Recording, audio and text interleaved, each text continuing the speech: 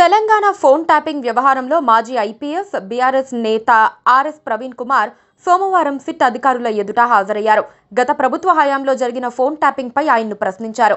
SIT అడిగిన ప్రశ్నలకు సమాధానాలు చెప్పిన ఆయన ప్రస్తుతం రేవంత్ రెడ్డి పాలనలో జరుగుతోన్న ఫోన్ ట్యాపింగ్ పై ఫిర్యాదు చేసినట్లు మీడియా ఎదుట వెల్లడించారు.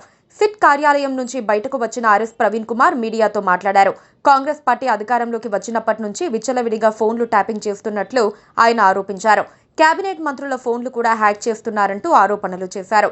డార్క్ వెబ్లో టూల్స్ తీసుకుని సొంత మంత్రుల ఫోన్, ప్రతిపక్ష నేతల ఫోన్లను రేవంత్ రెడ్డి ట్యాప్ చేస్తున్నారంటూ ఆర్ఎస్ ప్రవీణ్ కుమార్ అన్నారు. కాంగ్రెస్ ప్రభుత్వం అధికారంలోకి వచ్చిన తర్వాత జరుగుతోన్న ఫోన్ ట్యాపింగ్ పై సిట్ అధికారులకు రాతపూర్వకంగా ఫిర్యాదు ఇచ్చినట్లు ఆర్ఎస్ ప్రవీణ్ కుమార్ తెలిపారు. గతంలో ఓ పత్రికలో వచ్చిన ఆధారాలను కూడా అధికారుల ముందు ఉంచినట్లు వెల్లడించారు. రేవంత్ రెడ్డి ఫోన్ ట్యాపింగే కాకుండా డార్క్ వెబ్లో అత్యంత ఖరీదైన టూల్స్ ని వాడుతూ సొంత మంత్రుల మొబైల్ ఫోన్లను కూడా హ్యాక్ చేస్తున్నట్లు ఆయన ఆరోపించారు.